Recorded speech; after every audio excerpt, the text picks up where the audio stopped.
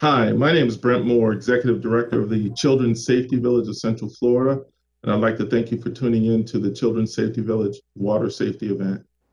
On behalf of our Board of Directors, staff, and volunteers of the Children's Safety Village of Central Florida, it's my pleasure to host this ninth annual event. The Children's Safety Village is a nonprofit organization dedicated to the vision of making Central Florida the safest community for our children. For 26 years, the Children's Safety Village has been one of the leading authorities in child safety programs. The Safety Village mission is to prevent injuries and fatalities of children through life-saving education, advocacy, and leadership. As we complete spring and head into summer, now is the most dangerous time for water-related accidents and deaths among children and adults. We take this time to come together and bring attention to water safety and to stress the importance of water safety and also the importance of swim lessons. We're fortunate to have some very special guests today, all of whom are working towards the same goal of not only eliminating, but lowering child drowning fatalities through Orange County. So our first speaker comes from our partner at Orange County Sheriff's Office. Let me tell you a little bit about him. Under Sheriff Mark Canty has deep roots in Orange County. He grew up in Pine Hills, and then after graduating from Northwestern University in 1994, he came home to Orlando, where working in a residential group home for the Urban League made himself realize that a career in law enforcement was his calling. He was driven by the desire to make a bigger difference in the community and beyond by making connections with young people before they were in trouble. That led him to the Orlando Police Department, where for his 22-year career, he rose through the ranks and was appointed deputy chief in 2017. Throughout his career, Canty's devotion to improve community policing relations in his hometown has been his driving ideal. Canty's hallmark is leadership by example. That leadership was most in the spotlight in 2016 when a gunman killed 49 people and injured scores more in an act of terror and hate at Pulse nightclub. As commander of OPD's SWAT team, Canty directed team members while they rescued survivors and helped ensure no more innocent people were killed. Over the years, Canty's community involvement strides have been just as important as those he made in crime fighting. In March 2019, Sheriff John Mina appointed Canty as the undersheriff of the Orange County Sheriff's Office. And the Office of the Undersheriff provides direct managerial oversight over the Operations Services Bureau, Administrative Services Bureau, Fiscal Management Section, CFIX, Criminal Investigation Section, Professional Standards, Legal Service Section, and Strategic Communications. Under Sheriff Canty has a vision, skill, and desire to further the excellence of this national accredited law enforcement agency. So without further ado, Under Sheriff Mark Canty.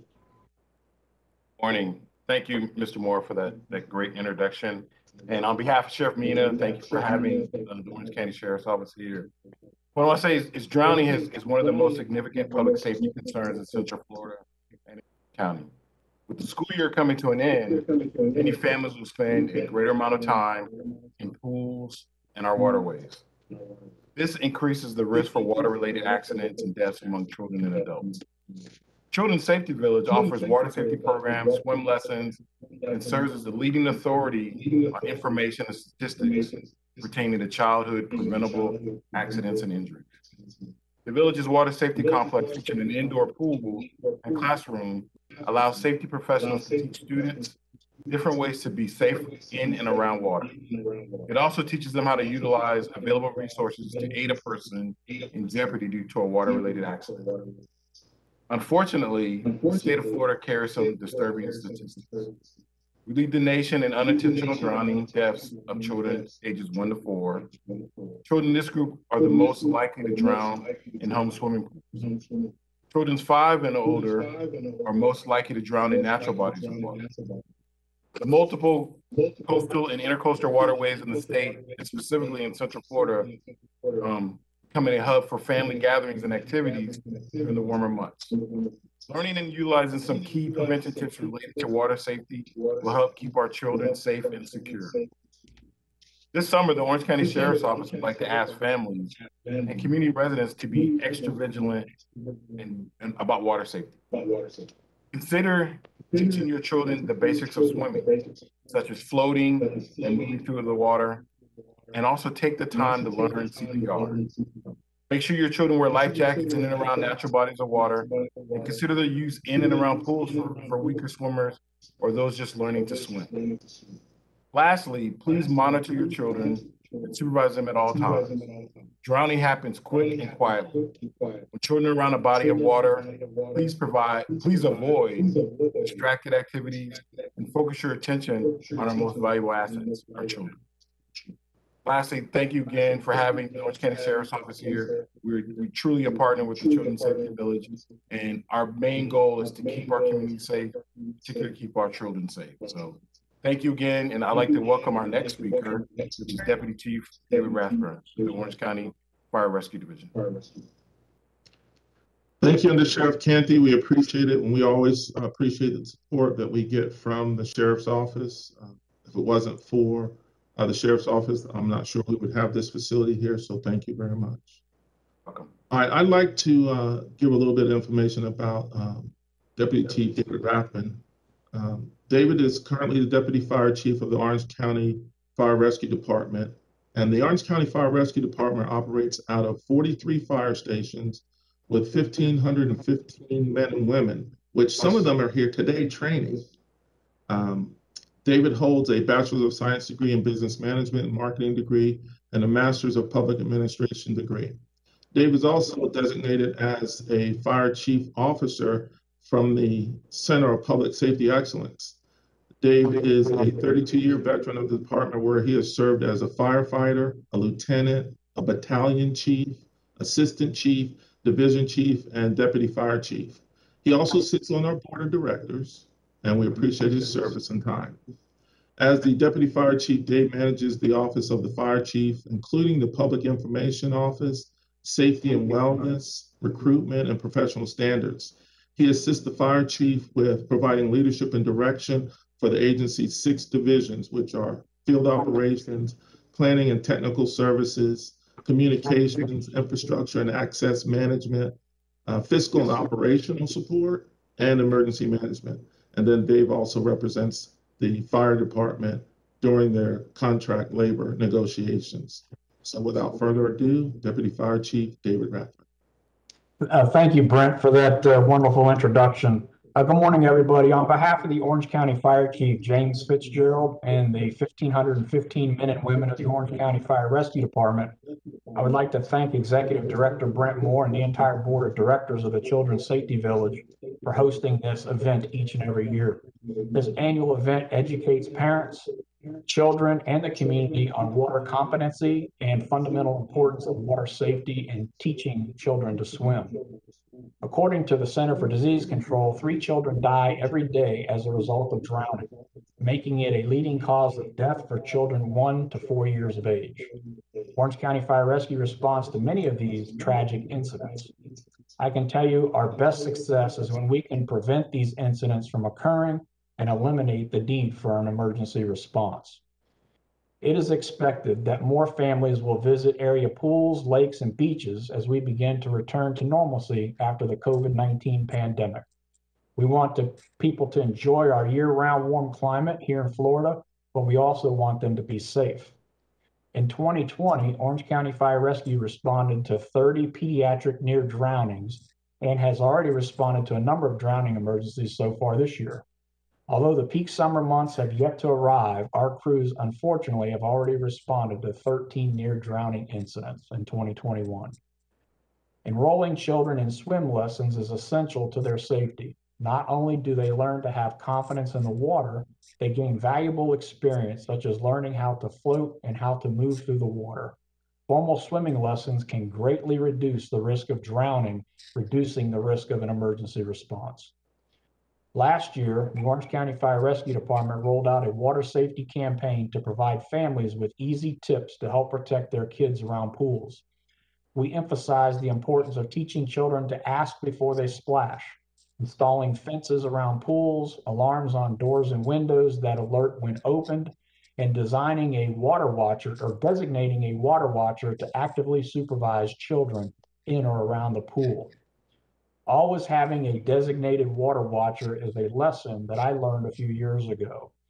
And one afternoon, after having dinner at the home, all of the kids and the grandkids were over, and one of my sons had gone out into the backyard to play ball with his son, and my 2.5-year-old granddaughter from another child had wandered out the door that was left ajar and had made her way, unfortunately, to the edge of the pool.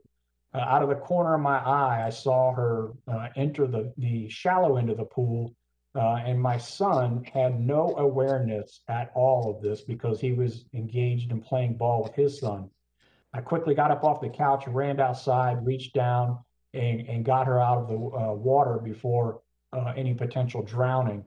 But it is stuck in my mind time and time again of just how quickly an activity, a family event like that can turn tragic. That's why it is so important to have a designated water watcher, even especially when family is there. Sometimes family will rely on another family member and assume that they're watching the children when that may or may not be the case. Of course, knowing CPR is also crucial in an unfortunate event, a drowning incident, if a drowning incident does occur. The chances of survival are significantly increased when CPR is administered until medical professionals arrive. I cannot emphasize enough to parents and caregivers that importance of water safety. Never leave a child unattended around water. Teach children to swim and learn CPR. These life-saving tips can help prevent childhood drowning. And with that, I'd like to turn it back over to Brent to introduce our next speaker. Thank you.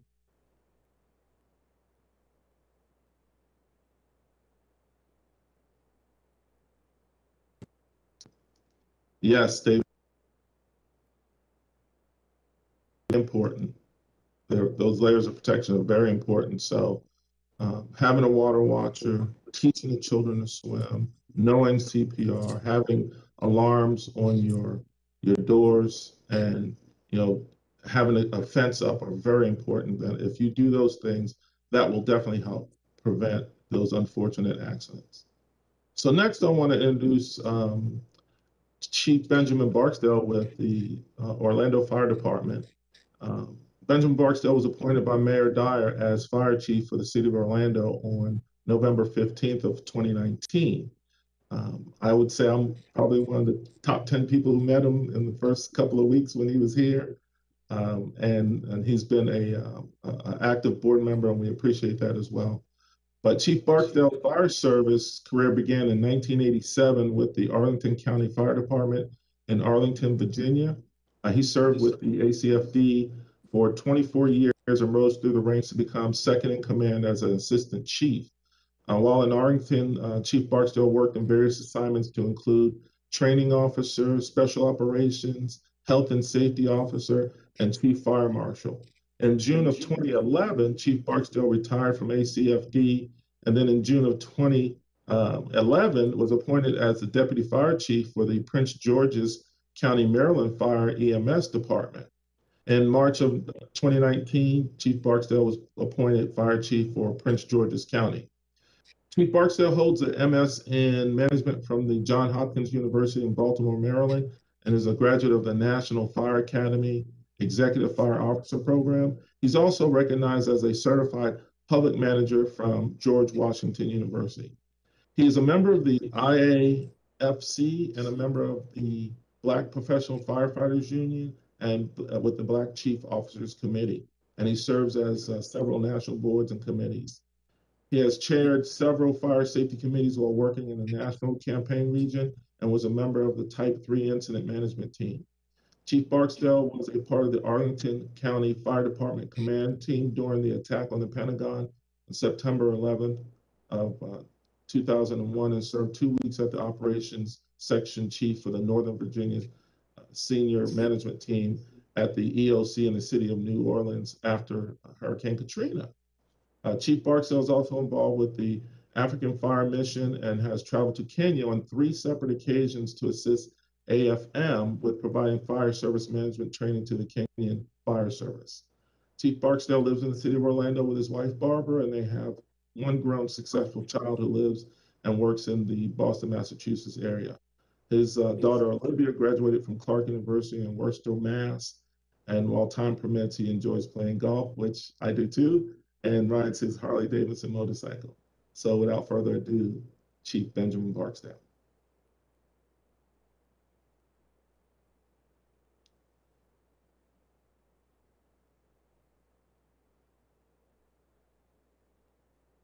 And Chief, I do want to apologize about you unmuting. Thank you.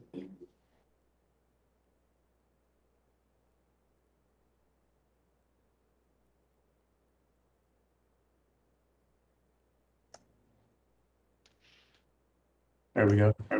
Good morning, and thank you, Brent, for that wonderful introduction. And yes, I'm Ben Barksdale, Fire Chief for the City of Orlando, and we're honored to be here this morning to share some of our safety tips with you. You know, as the summer weather nears and our communities begin to open, more and more families are going to return to the water for recreation activity. And our personnel train year-round for surface water rescue, and we're preparing for a busy water sports season with swimming, boating, jet skis, and more. But at home, please ensure that your pool has safety enclosures that surrounds the area to avoid access without permission. As you've already heard, that it could definitely have a bad outcome if someone enters that area. So all of your gates and doors that lead into the pool area should be alarmed to alert you when someone enters that area. You can also purchase an underwater or surface detection pool alarm that will alert you, make a sound when someone or a pet unintentionally enters the pool. Whether at home or in a public pool or at another recreational water area, the most important element of increasing the safety around those fun activities is swimming lessons, without a doubt. Swimming lessons are offered by numerous recognized organizations. The Children's Safety Village offers them. We recommend you going there, and they're available to all ages. Learning to swim not only provides the individual with skills and abilities to have fun, but it allows the swimmer to develop awareness of their own capabilities and what their limitations are, which can help them avoid and get into trouble. At the water side, you've heard have that water watcher. This should be a responsible adult, not another child, but a responsible adult who agrees to keep an eye on everybody that's participating in the water. And while a cell phone should be nearby in the case of an emergency, the water watcher should not be on the cell phone or have any other distractions. TV shows and movies often misrepresent drowning incidents with loud splashes and cries for help. But as you heard from the chief, more often, you won't hear anything. These tragedies occur in silence and can only be averted with attentive supervision. And then lastly, you also heard about CPR. Enroll you and your family into CPR and first aid courses so that you'll be prepared in the event of emergency. Be sure to have a way to contact 911 should the incident occur. We love the water just as much as you do, so remember to swim smart, swim safe, and have fun. Again, thank you, Brent, and I'll turn it back to you.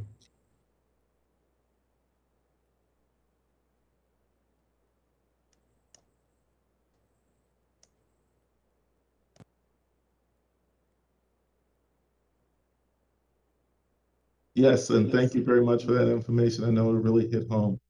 Next up, we're going to have a brief video presented by our board member, Richard Schwab. Richard Schwab is a partner and shareholder with Ellis Perez and Schwab Orlando's office, and is an experienced trial attorney who focuses his practice in the area of medical malpractice, catastrophic brain injury, personal injury, premises liability, wrongful death, and complex corporate litigation.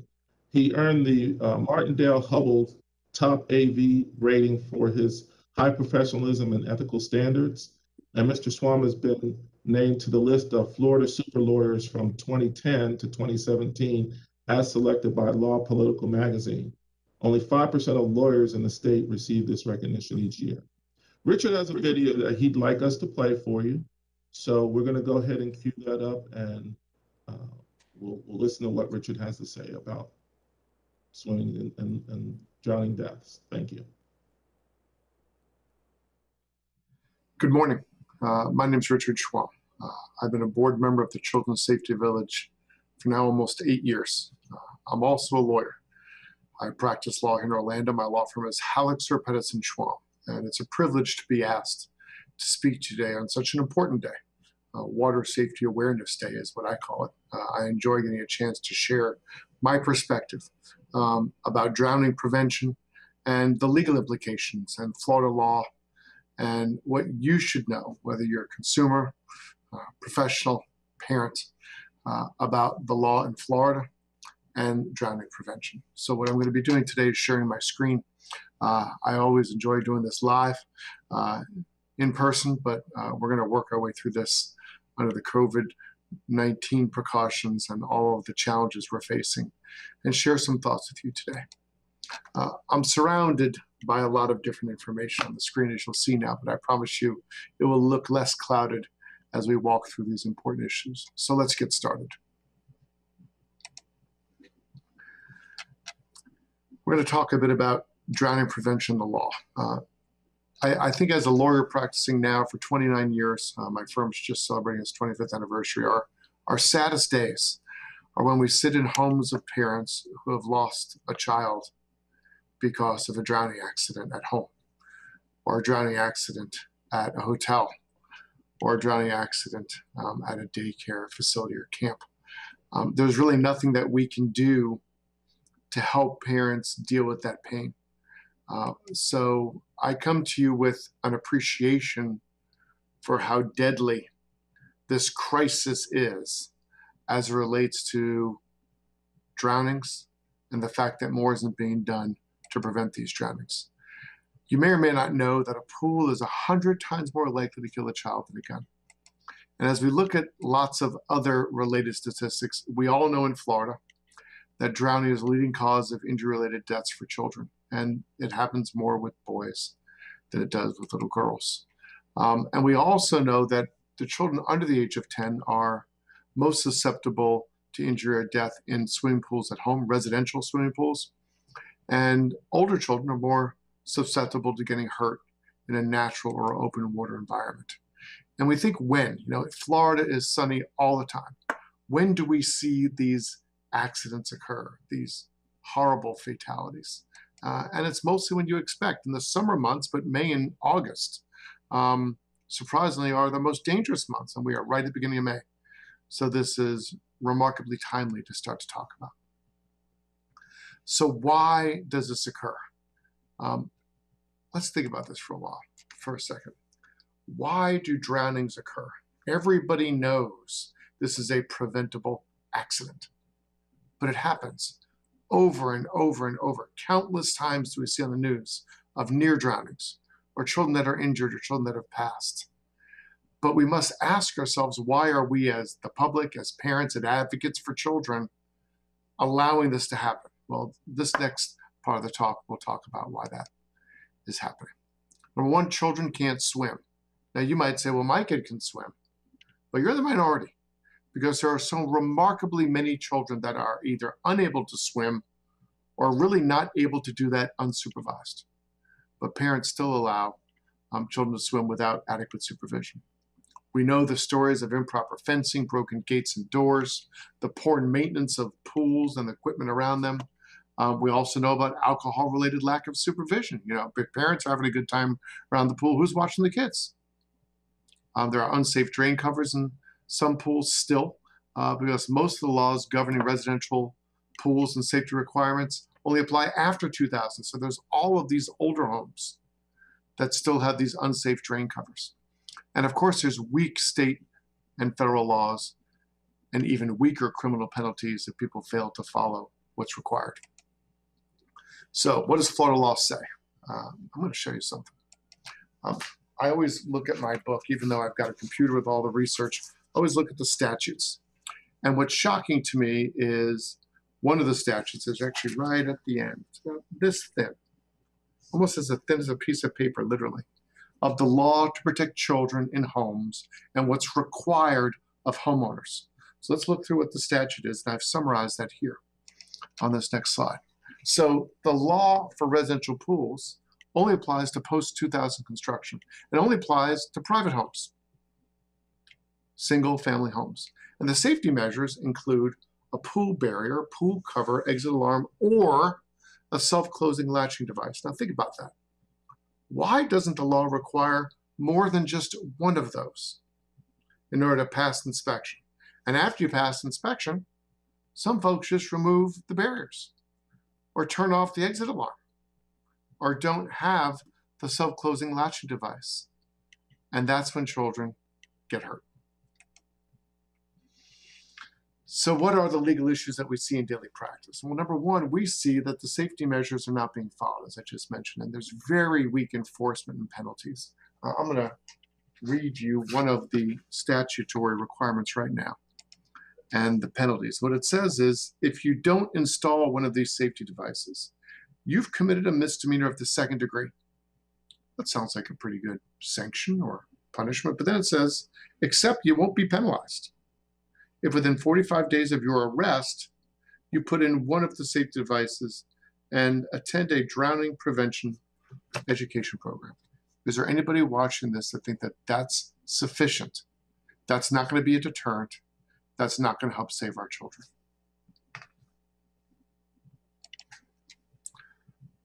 Now, I typically get involved in civil liability cases when there's a horrible, horrible event like this. Who can be sued?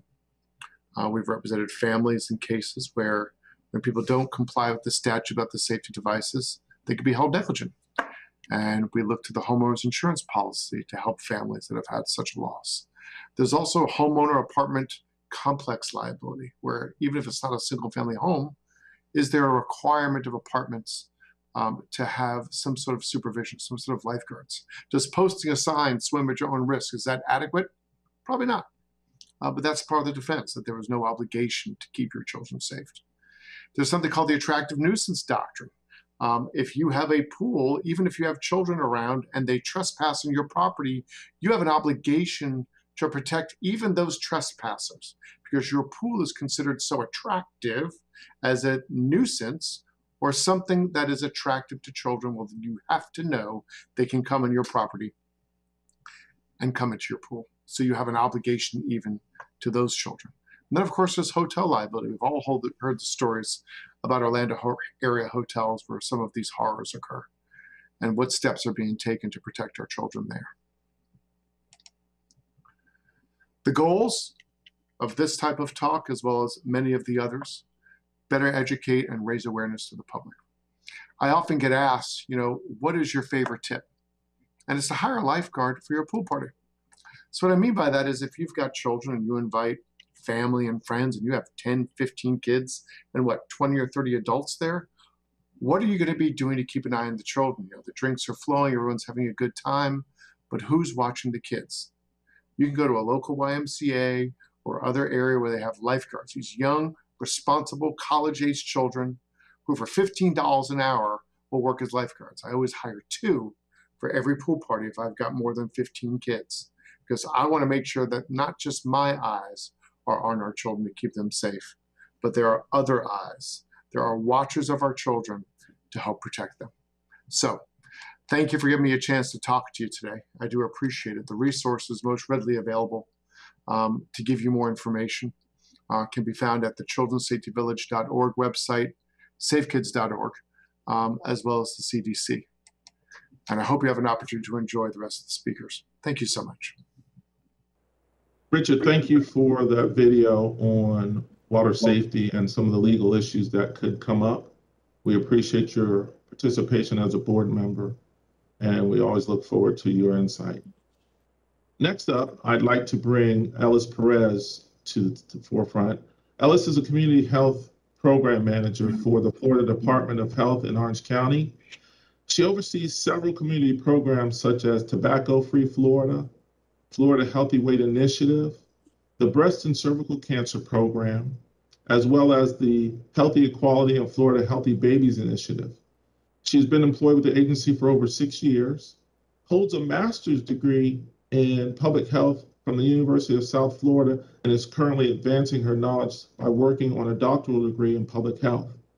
She has over 8 years of postgraduate experience in public health from the local and international level, and Ellis has a passion for improving the health status of the population through a healthy equality lens and is committed to finding innovative ways to help educate and advocate for change behaviors to reduce health risk in this community.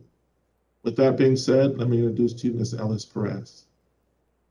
Thank you so much for that introduction, Brent. Like Brent mentioned, I am the Community Health Manager at the Department of Health, and the Department of Health is also actively involved in preventing drowning and increasing awareness for safety measures. So today, I just wanted to briefly mention a few safety tips. Some of these tips have already been mentioned, but it's always good to reiterate and know that if we are mentioning it again, it's because it's very important for the safety of the public. Just to start off, let me just start off with some CDC data. The CDC does state that every hour, there's about 40 people that die worldwide. And the chances increase when there's specifically for children, the majority of the population who are mostly affected by this, and the chances increase when the children is close to a body of water, whether it be a ditch, pond, irrigation channels, pools, lakes, things like that. And we have a lot of those here in Florida. And just to mention 3 layers of smart water safety. So the 3 layers would be supervision, which is one of the most crucial layers of protection, which pretty much means that an adult or someone who's responsible is supervising a child who's in a pool or maybe at the beach or any body of water. So you are an active water watcher. Here at the Department of Health, we have these little lanyards who actually says water watcher, and it provides with specific instructions on what to do while you are on duty as a water watcher. And we can provide these to anyone in the public. You can just reach out to the Department of Health, and we are happy to provide these as many as you need, especially when you're having a party or an event that requires, a pool activity. I think it would be very important to have one of these. Just having one of these in hand, it kind of increases your accountability that you are responsible or watching over children who are in the pool. So that would be a pretty good tool to have. Now, layer number 2 would be barriers, as mentioned before. Just having a fence around the pool is a great source of safety. And number 3, it would be emergency preparedness. And this pretty much means being knowledge of CPR. We have a lot of facilities, a lot of resources in the county that can provide that education, the CPR education. Another thing is also making sure you have a phone in handy, because things can change in the blink of an eye. So it's important to have a phone that you can quickly call 911 in case of an emergency.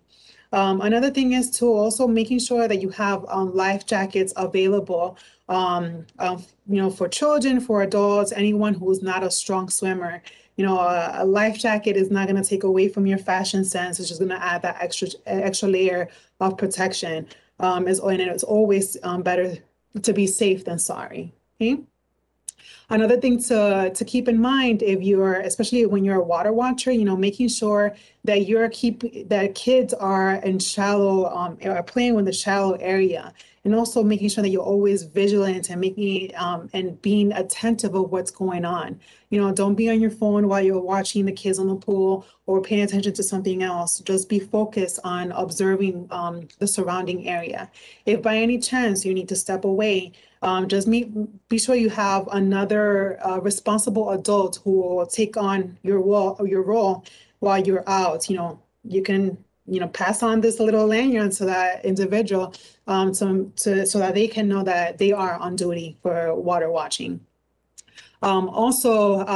Which this pretty much entails going out into body of waters like lakes or the beach. A lot of times these body of water will have specific signage and postage, of instructions on age and height, indications on, like, for example, water parks. Just make sure you are, attending to those instructions and being vigilant. And if you're, for example, like if you're in a water park, and the postage specifically says that it's only allowed for a specific age or a specific height, make sure you abide by those rules, and those guidance. They are there to protect you, not to really limit you from having fun. Okay. Also, another thing is, like, if you're having a party or something and you feel that you're not, you don't have that comfortability to be a water watcher, you can always hire a lifeguard. The YMCA does provide that to the community. Like I said before, it's always it's best to be safe than sorry. So having that extra layer of protection, having someone there that is knowledgeable and professional and knows what to do in a case of an emergency, kind of like takes away from the anxiety of having children around, so kind of give you a little bit of peace of mind. So that's also another resource that can be provided. Also, when we're educating our kids about water safety, it's important to let them know as well not to drink the pool water.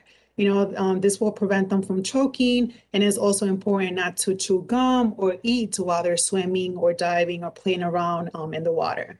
Also, be mindful of the depth of any pool or water area.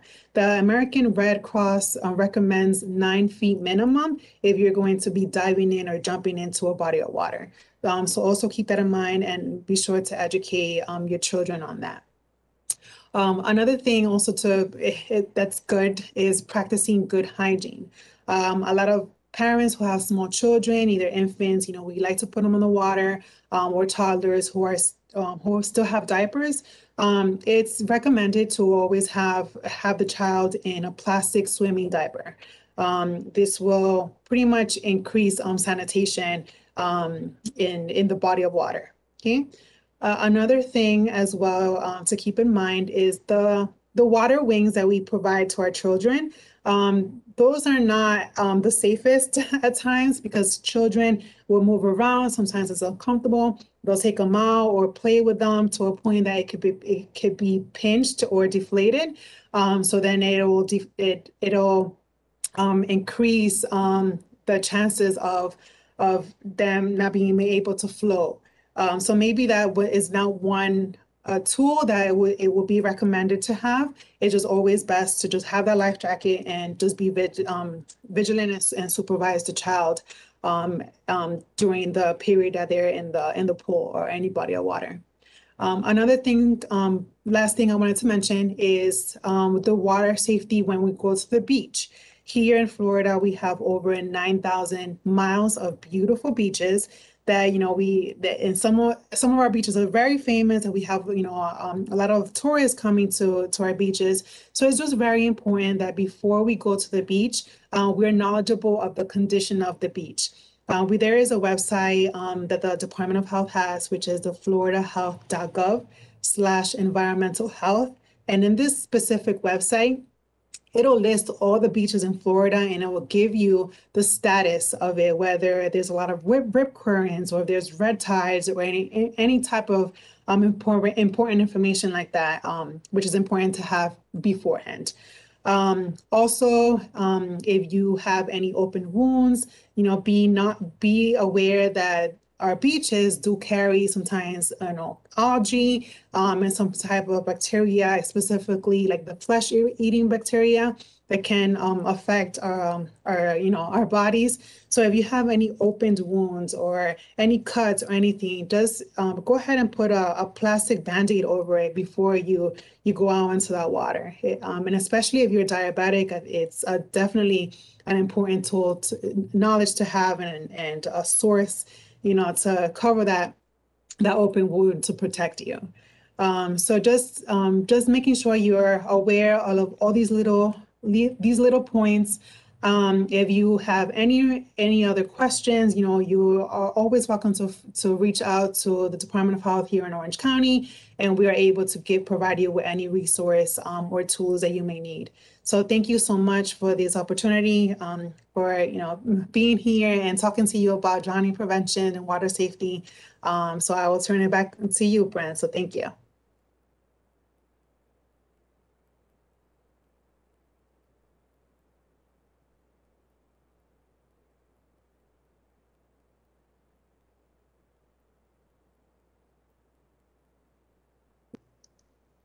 Ellis, thank you for your words of wisdom. And I'd also like to thank all the other speakers today.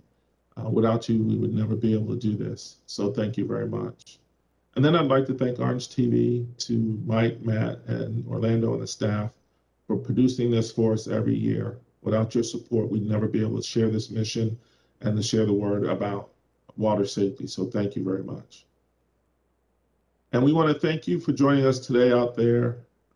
We hope that you got some very good information on how to keep your children safe around water. We know you're going to be itching to get out for the summer, so we hope that you stay safe. And again, on behalf of the Children's Safety Village of Central Florida, we want to thank you.